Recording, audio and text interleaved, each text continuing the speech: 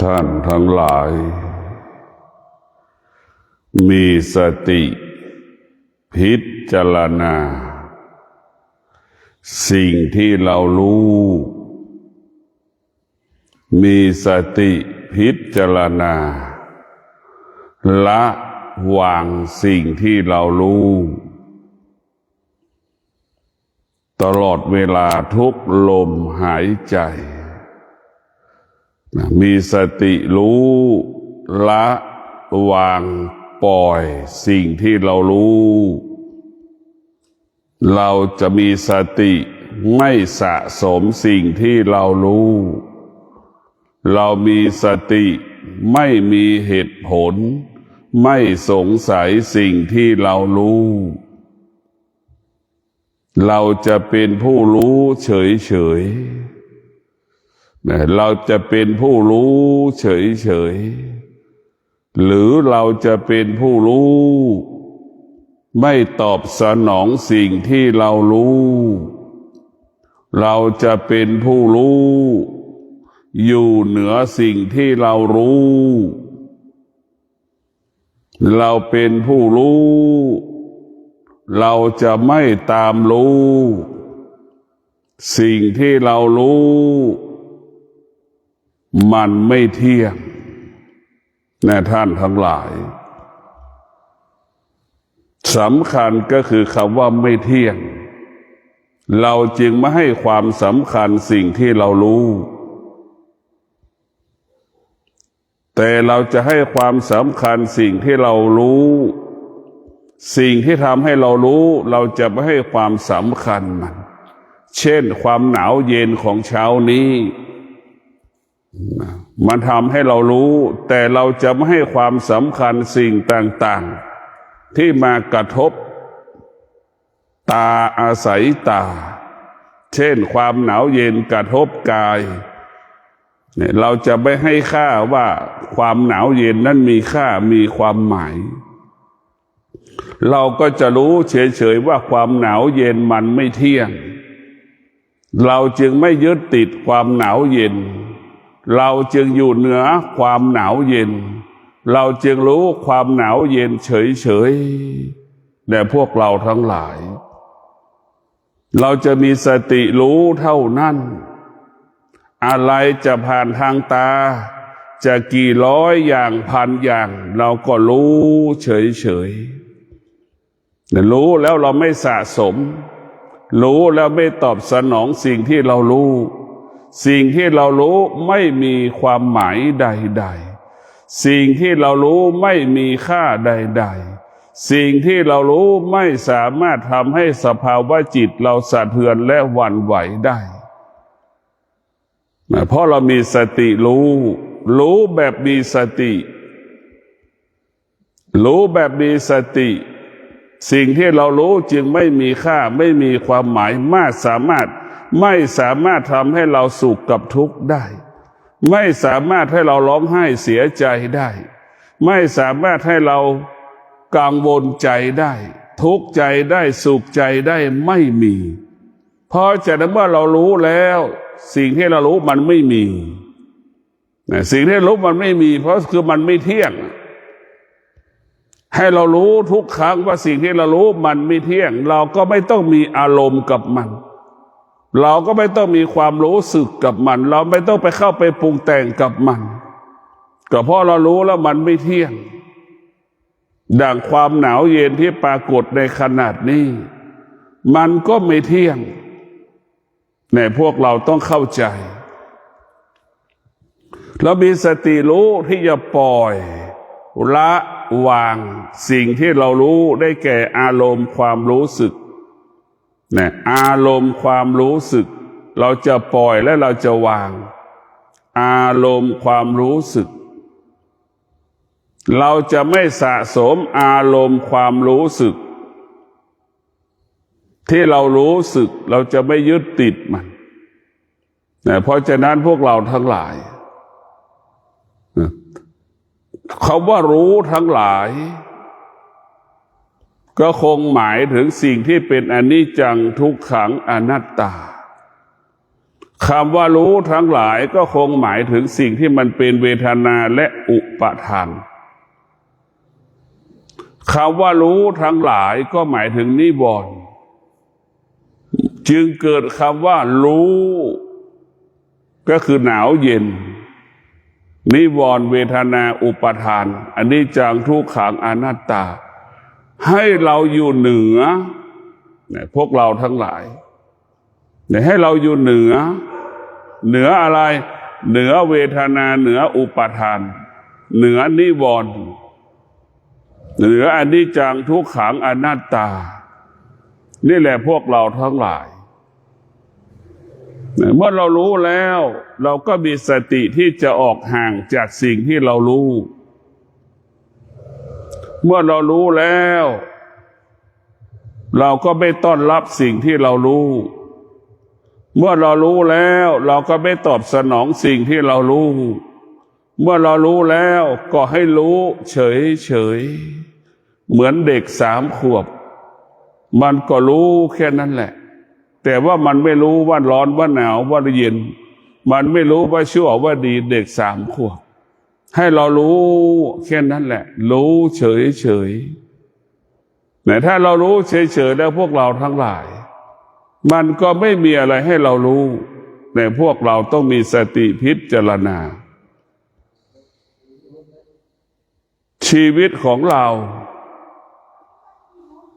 ต้องมีสติ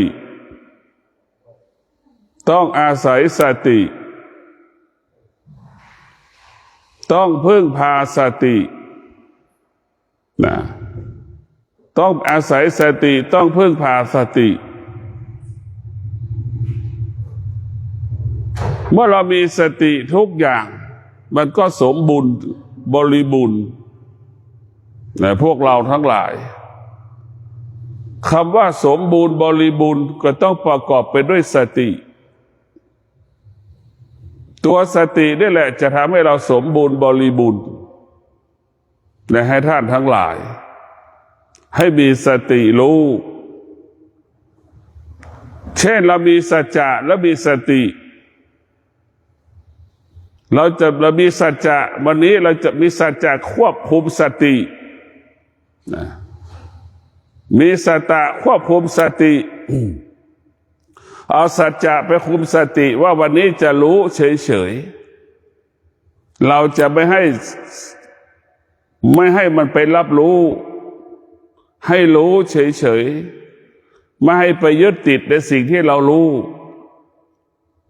ตาเห็นรูปเราก็ไม่ให้ตามันไปยึดติดในรูปหูได้ยินเสียงเราก็ไม่ให้หูไปยึดติดในเสียงเรามีสติสัจจะจมูกสัมผัสกับกลิ่นเราก็ไม่ให้จมูกไปยึดติดในกลิ่นจะหอมจะเหม็นเราก็ไม่ให้ความสำคัญหอมก็สงบเหม็นก็สงบหอมก็สงบนิ่งเหม็นก็สงบนิ่งสงบรู้เรียกว่าสงบรู้ตลอดเวลารับประทานอาหารลิ้นมันสัมผัสกับอาหารเราก็มีสติรู้มีสติรู้มีสติรู้มีสติรู้มีสติรู้มีสติรู้รสชาติอร่อยไม่อร่อยถูกลิ้นไม่ถูกลิ้นรสชาติกลิ่นถูกจมูกไม่ถูกจมูกเราไม่ให้ค่าให้เรารู้เฉยๆเราจะไม่ให้ค่าความหมายสิ่งที่เรารู้ใดๆทั้งสิ้นในพวกเราทั้งหลายเราจะพยายามทองคำไม่มีค่าสำหรับงัวสำหรับควายให้เป็นอย่างนั้นแหละสิ่งที่เรารู้ทั้งหลายให้เหมือนสัตว์ไม่รู้ค่าทองคำทองคำไม่มีค่าไม่มีความหมายสำหรับสัตว์นานาชนิดเช่นเดียวกับเราความรู้สึกที่เรารู้สึกเราจะไม่ให้ค่ามันเมื่อเราไม่ให้ค่ามันจะเป็นทุกข์ไหมมันก็ไม่เป็นทุกข์ถ้าเราไม่ให้ความสำคัญมันจะเป็นทุกข์ไหมมันก็ไม่เป็นทุกข์มันก็เหมือนสุนัขหรือสัตว์หมาทั้งหลายเห็นสัมผัสกับทองคำกินทำไมพวกเราสัมผัสกับกินทองคำสำหรับทองคำหมาไม่เกิดปฏิกิริยาใด ไม่รู้สึกต่อทองคำใดๆทั้งสิ้นเช่นเดียวกับเรามาฝึกจิตเราจะไม่ให้จิตเรารู้สึกกับสิ่งต่างๆที่จิตรู้สึกที่จิตมันรู้เราจะไม่ให้จิตนั้นไปรู้สึกกับสิ่งที่เราจิตมันรู้เพราะเรามีสัจจะถึงแม้จะรู้เราก็มีสติที่จะหยุดตัวรู้สึกนั้นได้จะหอมจะเหม็นจะชอบจะเกลียดจะชังจะรักจะหลงสิ่งเหล่านี้เราจะรู้เฉยๆเราจะไม่เข้าไปยึดติดสิ่งที่เรารู้เราจะไม่เข้าไปยึดติดสิ่งที่เรารู้เราจะรู้เฉยๆนี่ลักษณะของการมีสติให้รู้อย่างนี้รู้อย่างทั่วรู้อย่างทั่วถึงทั่วพร้อมด้วยสติทั่วถึงทั่วพร้อมด้วยสติหรือเรารู้ด้วยปัญญาธรรมชาติเป็นเหตุให้เรารู้ปัญญามันเป็นเหตุให้เราอยู่เหนือสิ่งที่เรารู้เนี่ยพวกเราทั้งหลายธรรมชาติบอกให้เรารู้เส้นความหนาวเย็นอย่างนี้เป็นธรรมชาติไอ้ตัวปัญญามันก็บอกให้เราอยู่เหนือมันไอ้คำว่าเหนือก็บอกให้เราอดทนในตัวมันเองในเหนือก็บอกให้เรามีวิริยะภาคเพียรอยู่กับความหนาวเย็นเนี่ยมันก็หายเราไปได้มันก็จากเราไปเนี่ยมันจะบอกอย่างนี้ตัวปัญญาคำว่าเหนือเนี่ยมันไม่ใช่ว่าเหนือเฉยๆนะเหนือแบบสมบูรณ์บริบูรณ์ด้วยตัวรู้อดทนนี่ก็เป็นตัวรู้วิริยะภาคเพียรก็เป็นตัวรู้เนี่ยมีสติรู้ปัญญาแล้วให้เราอยู่เหนือสิ่งที่เรารู้หรือเราจะไม่ยึดติดสิ่งที่เรารู้เราก็รู้เฉยๆรู้แล้วเราไม่ยึดติดมันว่ามันหนาวมันเย็นเราไม่เข้าไปยึดติดเมื่อเราไม่เข้าไปยึดติดคำว่าหนาวก็ไม่เพิ่มไม่รุนแรงไม่ทวีคูณพอเราเข้าไปยึดติดคำว่าหนาวเย็นเนี่ยอาการคำว่าหนาวเย็นมันจะรุนแรงเพราะฉะนั้นพวกเราทั้งหลายเห็นว่าการปรุงแต่งนี่สำคัญที่สุดเราไม่ปรุงแต่งใดๆทั้งสิ้นเราจะไม่ปรุงแต่งเหมือนเด็ก3 ขวบมันปรุงแต่งนิสัยไม่เป็นจิตเด็กมันยังไม่มีรับรู้อะไรมากเพราะเด็กจิตรับรู้แค่1 อย่างรู้เฉยๆสิ่งที่มันรู้มันไม่มีค่าไม่มีความหมายสำหรับเด็กว่ามีความหมายอะไรบ้างมันไม่รู้แต่มันรู้เฉยๆเหมือนเด็ก3 ขวบเหมือนเด็ก2 ขวบนะมันรู้เฉยๆแค่นั้นแหละมันคุยกับเรารู้เรื่องหมดแต่มันไม่รู้ความหมายสิ่งที่เราคุยกับมันคุยกับเรามันก็รู้เรื่องหมดแต่มันไม่รู้ความหมายสิ่งที่มันคุยกับเรานะเด็ก2 ขวบ3 ขวบแต่พวกเราต้องมีสติพิจารณาว่าชีวิตของเรานะมันไม่มีอะไรจริงๆเราต้องพิจารณาว่าเราจะต้องออกจากสมาธิและพิจารณาขณะที่เรามีสมาธิเราก็มีสติพิจารณาเราจะอยู่ในสมาธิหรือนอกสมาธิเรานั่งสมาธิน่ะเราต้องมีสติรู้อาการของกายอย่างเงี้ยพอแล้วเรามีสติรู้อาการของกายเราต้องรู้แค่นี้เราไม่ต้องสนใจเรื่องอื่นมีสติรู้อาการของกายเช่นความหนาวเย็นถูกกระทบความหนาวเย็นกระทบกายอย่างเงี้ยไอ้ตัวสติปัญญา ตัวสติปัญญามันก็บอกมันก็สอนให้เรารู้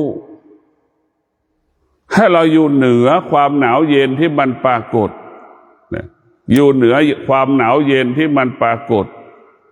เราต้องมีสติรู้แบบนี้แต่มีสติรู้พวกเราต้องมีสติพิจารณาอย่างเรามีสติอย่างที่บอกแล้วว่าเรามีสตินอนด้วยธรรมนอนด้วยธรรมก็หมายความว่าเรามีสติแล้วก็มีสัจจะสติรู้ว่าจะนอน2 ทุ่มสัจจะก็บังคับแล้ว2 ทุ่มเราจะนอนด้วยสติหรือนอนด้วยธรรมนี่นอนด้วยธรรมก็คือนอนด้วยสัจจะกับสติ ถึงเวลา2 ทุ่มแล้วเราจะนอนเราก็เข้านอน2 ทุ่มนี่แหละสติสัจจะเราเข้านอน2 ทุ่ม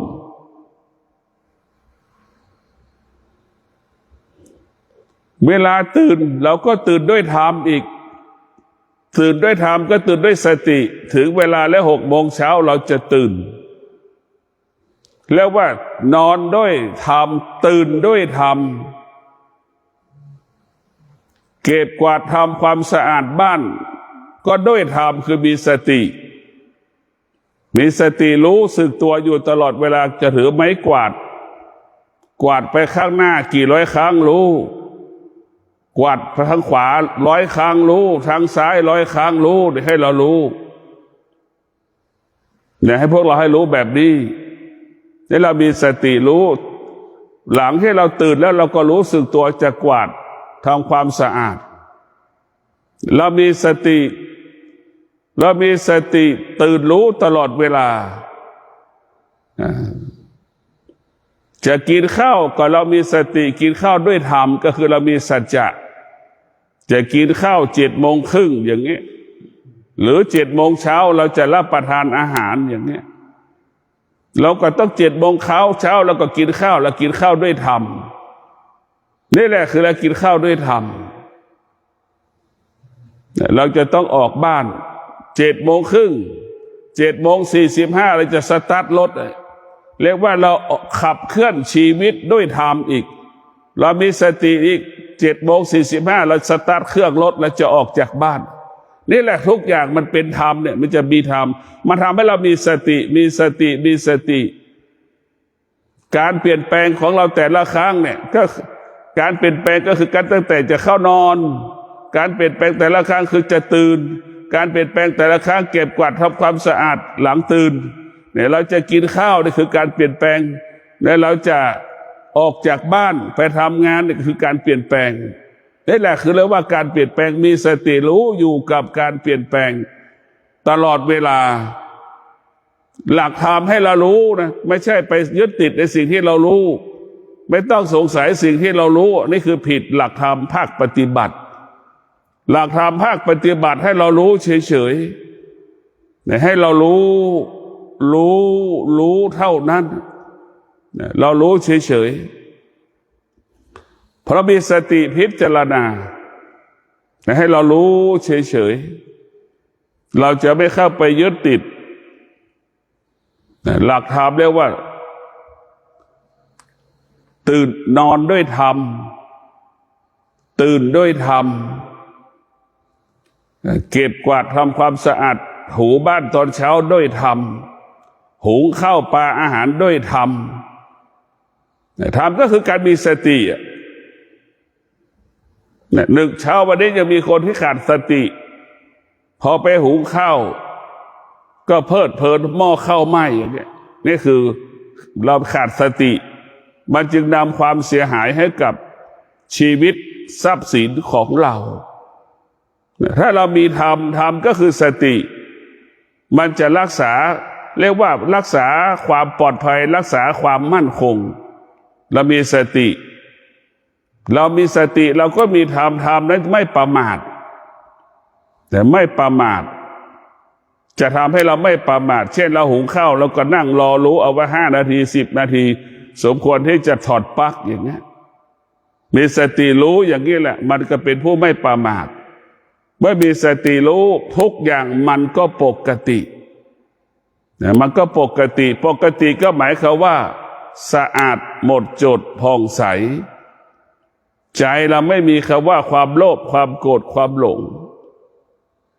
สภาวะจิตของเรามั่นคงปลอดภัยตลอดกาลเวลาเนี่ยพวกเราทั้งหลายต้องมีสติรู้ให้เรามีสติรู้ตลอดเวลารู้เท่านั้นเมื่อเรามีสติรู้นี่ทุกอย่างมันก็คำว่าปกติชีวิตเรามั่นคงชีวิตเราปลอดภัยอาชีพหน้าที่การงานทำวันนั้นเกิดความสำเร็จเจ้านายยกย่องสรรเสริญสิ่งที่เราท อันนี้แหละคือเกิดคำว่าปกติ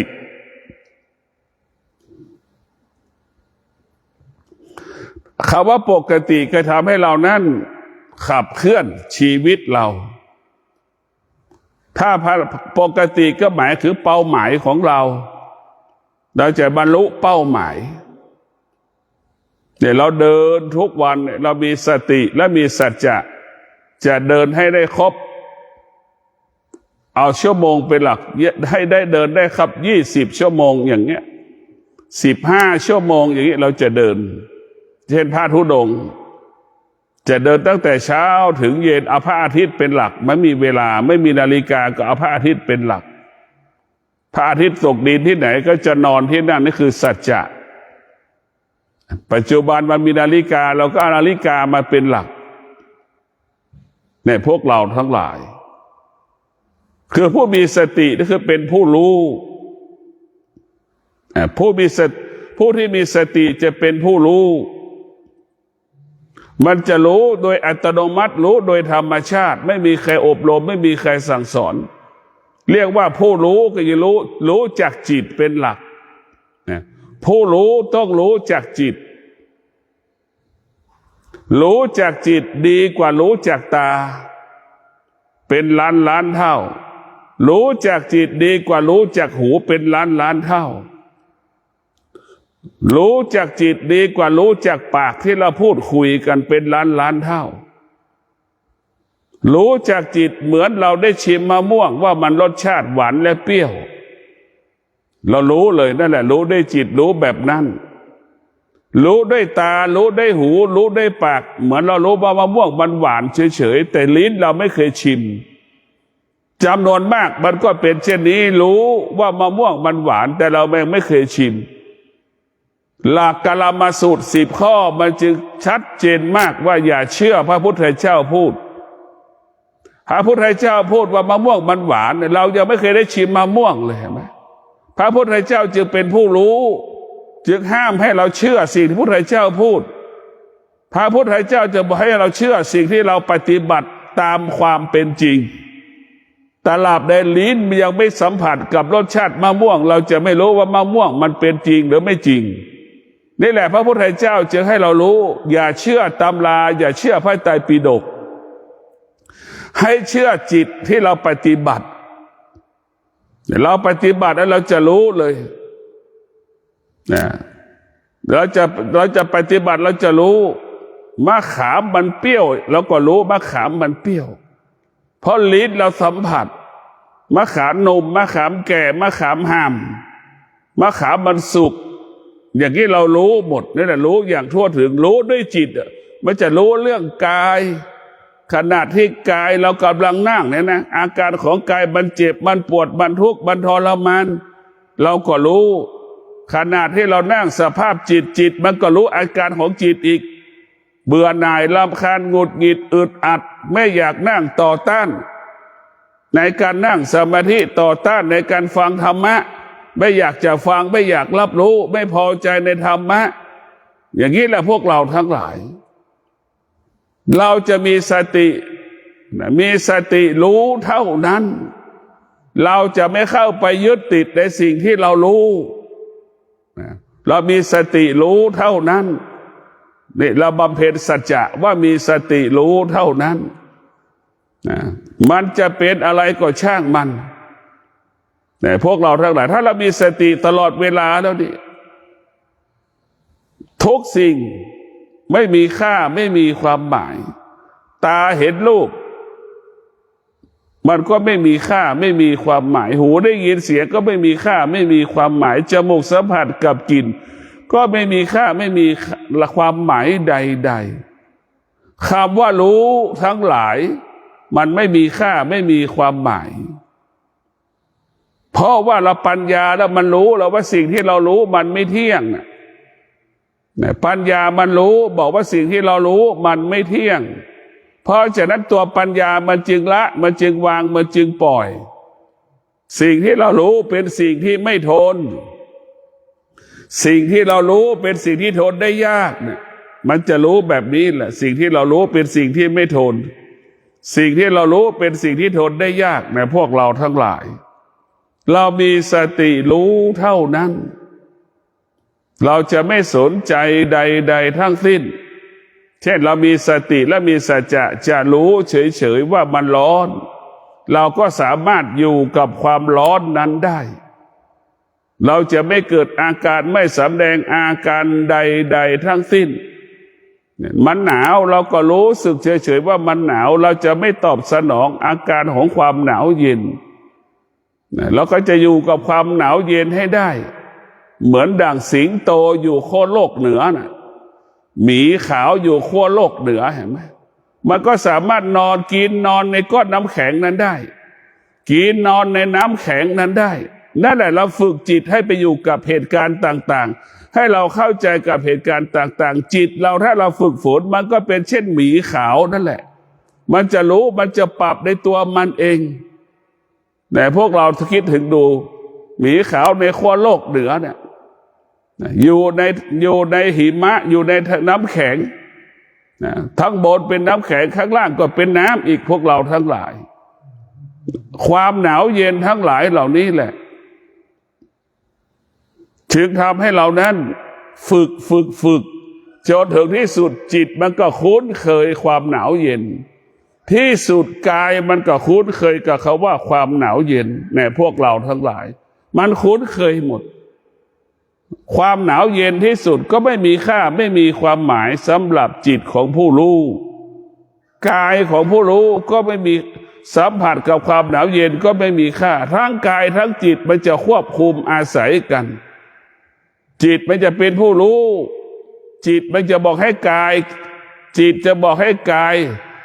จิตมันก็บอกให้จิตรู้ว่าให้ทนให้ทนให้ทนให้ทนให้เราทนเท่านั้น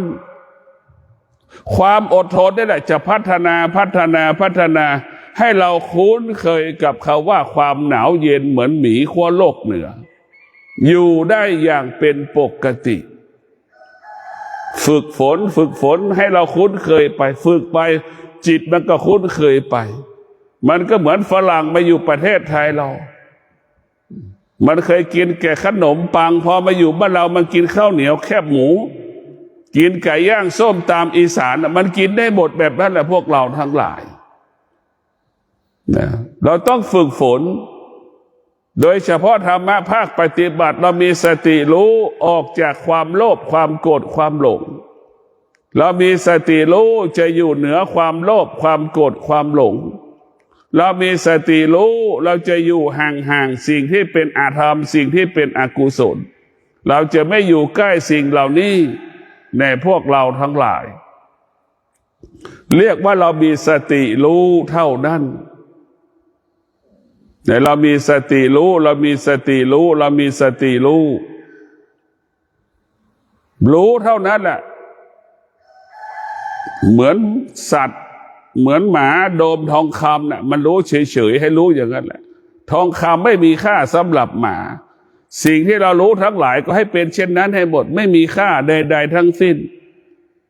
ให้ฝึกฝนให้เป็นเช่นนั้นแต่พวกเราทั้งหลายมนุษย์ทั้งหลายมีความรู้สึกและว่ามีความรู้สึกเกินความจำเป็นจิตที่ไม่ได้ฝึกฝนมันก็จะปรุงแต่งมีความรู้สึกสารพัดความรู้สึกพวกเราทั้งหลายตั้งแต่หนุ่มสาวเห็นไหมมีความรู้สึกต่อกันและกันระหว่างชายกับหญิงหนุ่มกับสาวมีความรู้สึกต่อกันและกันเป็นเช่นนั้นแต่พวกเราทั้งหลายเรามีสติรู้เช่นนั้นแหละมีสติรู้พอมันรู้เสร็จมันทวีความรุนแรงขึ้นเรื่อยๆจนถึงที่สุดมันก็อยู่ร่วมกันเรียกว่าครองเรือนแต่งงานอยู่ร่วมกันพอครองเรือนต้องงานร่วมกันแล้วท้ายสุดก็มีลูกถามว่ามันการอยู่ร่วมกันแล้วมันสุขตรงไหนมันก็ไม่ใช่การมีลูกแล้วมีความสุขมันก็ไม่ใช่การไม่มีลูกแล้วมันจะเป็นทุกข์มันก็ไม่ใช่นะพวกเราทั้งหลาย นี่เราจิตมันปรุงแต่งจิตมันเข้าไปยึดติดมันก็จะเกิดอาการมันก็แสดงอาการสารพัดอาการความรู้สึกที่เรารู้สึกไม่มีวันจบสิ้นแต่พวกเราต้องมีสติรู้อย่างนี้เราต้องพิจารณา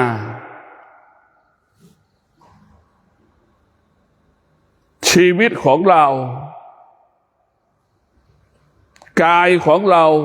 จิตของเราต้องอาศัยสติเป็นผู้รักษาสติก็เหมือนหมอพยาบาลจิตของเราต้องอาศัยหมอจิตสติเปรียบเสมือนหมอพยาบาลจิตเราก็เหมือนคนป่วยร่างกายเราก็เหมือนคนป่วยนั่นแหละเราจะต้องอาศัยหมอเป็นผู้ดูแลเช่นเดียวกับสติเราก็ต้องอาศัยสติเป็นผู้ดูแลกายกับจิตเราต้องอาศัยสติเป็นผู้ดูแลกายกับจิตให้มันสะอาดหมดจดผ่องใสให้เรามีสติรู้อารมณ์ของจิตของเราเนี่ยมันสำคัญที่สุดเราต้องมีสติรู้ออกจากสิ่งที่เรารู้มีสติรู้ออกจากสิ่งที่เรารู้ทุกข์มันเป็นไฟอย่างเนี้ยเราก็ออกจากทุกข์ได้แต่เราไม่รู้ว่าลุกมันเป็นไฟนั่นสิมันจึงเกิดความทุกข์ไม่มีใครที่จะไปจับไฟไว้หรอกไม่มีใครที่ถือไฟไว้ในมือเพราะคุณสมบัติมันร้อนแต่ทุกวันนี้เรารู้ว่าทุกข์แต่เราไม่เคยเห็นทุกข์รู้เฉยๆเราจึงอยู่ความทุกข์จึงอยู่กับเราตลอดเวลานั่นแหละเพราะเราขาดปัญญาเมื่อเราขาดปัญญาเราจึงไม่เห็นทุกข์ถ้าเราขาดปัญญาเราจะไม่เห็นทุกข์เมื่อเรามีปัญญาแล้วเราจะเห็นทุกข์เมื่อเรามีปัญญาแล้วเราจะเข้าถึงทุกข์เรามีปัญญาแล้วเราจะออกจากทุกข์ได้แต่พวกเราทั้งหลายการปฏิบัติธรรมของเราเพื่อให้เกิดปัญญาการปฏิบัติธรรมของเราให้มีปัญญาขึ้นให้จิตของเราได้อยู่กับปัญญาอาศัยปัญญาดวงจิตที่มีปัญญาจะเห็นความจริงรู้ความจริงเข้าถึงความจริงสิ่งที่เรารู้มันไม่เที่ยงนะสิ่งที่เรารู้มันไม่เที่ยงสิ่งที่เรารู้มันไม่เที่ยงนี่แหละคือตัวปัญญาวิชาปัญญานี่แหละพวกเราทั้งหลายจะอยู่เหนือสิ่งที่เรารู้สิ่งที่เรารู้ไม่มีค่าวิชาปัญญาแต่วิชาปัญญาได้เป็นสิ่งสำคัญที่สุดแต่เราต้องรู้ว่าวิชาปัญญาได้มีความสำคัญต่อ